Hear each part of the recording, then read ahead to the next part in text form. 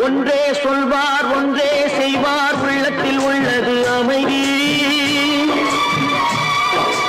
இன்பத்தில் துன்பம் துன்பத்தில் இன்பம் இறைவன் வகுத்த நியதி ஒன்றே சொல்வார் ஒன்றே செய்வார் உள்ளத்தில் உள்ளது அமைதி இன்பத்தில் துன்பம் துன்பத்தில் இன்பம் இறைவன் வகுத்த நியதி சொல்லுக்கு செய்கை பொன்னாகும் வரும் துன்பத்தில் இன்பம் பட்டாகும்